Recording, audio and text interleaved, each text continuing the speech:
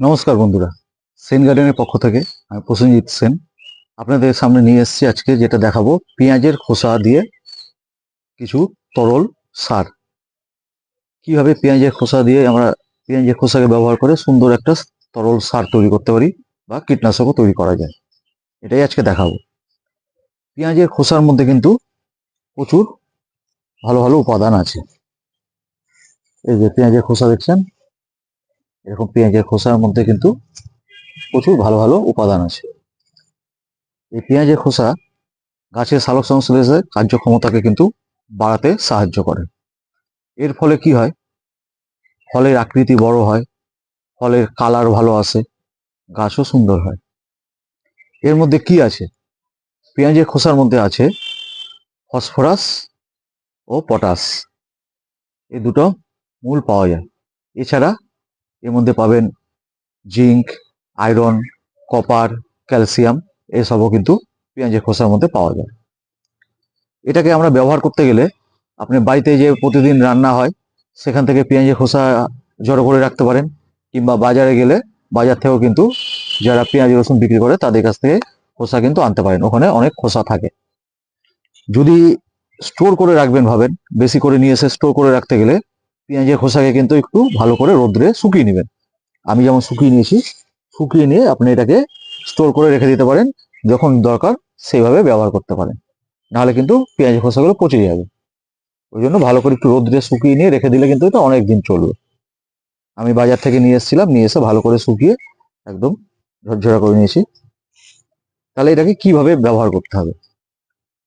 পেঁয়াজের খোসাকে জলের মধ্যে 1 লিটার যদি জল নেন, তার মধ্যে 2 থেকে 3 মুঠ পেঁয়াজের খোসা দিয়ে 3 থেকে 4 দিন ভিজিয়ে রেখে দিবেন। কোনো ঠান্ডা জায়গায় রাখবেন কিন্তু। 1 লিটার জলের মধ্যে 2 থেকে 3 মুঠ পেঁয়াজের খোসা নেবেন, দিয়ে ভিজিয়ে কোনো ঠান্ডা জায়গায় রেখে দিবেন। 3 থেকে 4 দিন কিন্তু এটা থাকবে, তারপরে এর ব্যবহার হবে। এই যে আমি ভিজিয়ে রেখেছিলাম, সেটা দেখেন কালার চলে এসছে, কালার দেখে বুঝতে পারবেন এটা লালচা কালার চলে এসছে এর মধ্যে কিন্তু। আমি একটু খুলে দেখাচ্ছি, এই ভিতরটা দেখেন, এটা লালচা কালার চলে এসছে। 3-4 দিন ভিজলে কিন্তু এরকম একটা কালার চলে আসবে। এবার কি করতে হবে? এবার এটাকে আমাকে একটু ছেঁকে নিতে হবে। এবার এটাকে আমি একটু ছেঁকে নেব এইভাবে।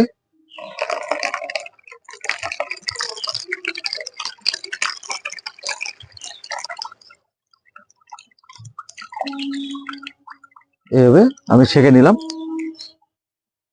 ছেঁকে নিয়ে এই যে জলটা হলো, এর সঙ্গে আমি কিন্তু, এটা যদি 1 লিটার থাকে তার সঙ্গে 250 থেকে 300 ml নর্মাল জল দিবেন।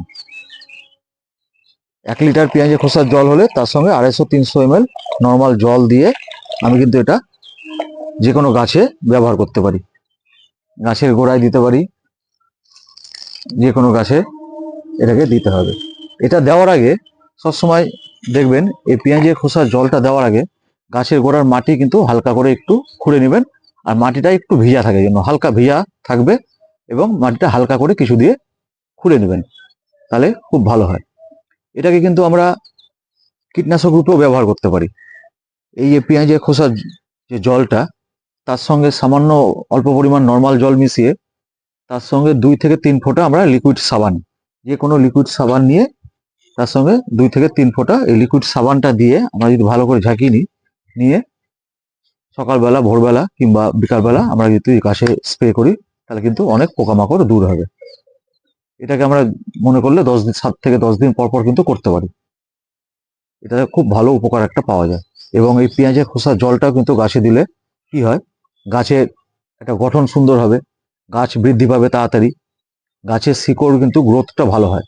গাছের শিকড়ে গ্রোথ হওয়া মানে কিন্তু গাছ ভালো বাড়বে। যেহেতু এর মধ্যে পটাশ, ফসফরাস আছে, ফুল ফলের জন্যও, মানে ফুল ফল কম ঝরবে, ওর কালারটাও ঠিক থাকবে, এবং শিকড়েরও গ্রোথ হবে। শিকড়ে গ্রোথ হওয়া মানে কিন্তু গাছের গ্রোথ হওয়া। আমরা গাছকে উপরে যতই খাবার দিই, যদি শিকড় গ্রোথ না পায়, শিকড়টা যদি ঠিক মতো সুস্থ না থাকে, গাছ কিন্তু তার খাবার গ্রহণ করতে পারবে না। ওই জন্য আমাদের শিকড়কে ঠিক রাখতে হবে। এই জন্য এর সঙ্গে আরো অনেক জিনিস থাকে, জিঙ্ক, কপার, আমি আগেও বললাম, এগুলো থাকে। এইভাবে যদি করতে পারেন কিন্তু একটা সুন্দর গাছ কিন্তু তৈরি হয়ে যাবে এই পেঁয়াজের খোসা দিয়ে। এরকম অনেক জিনিস আছে যেগুলো আমরা জানি না। আমার কোনো জিনিস কেনার দরকার নাই, বাজার থেকে যে সব জিনিস সার এনে এনে দিতে হবে ওগুলো কোনো ব্যাপার না।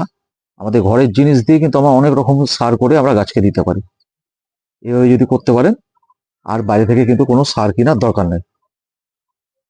ঠিক আছে বন্ধুরা, যদি ভিডিওটা ভালো লাগে অবশ্যই একটা লাইক করবেন এবং আমার চ্যানেলকে সাবস্ক্রাইব করবেন। নমস্কার।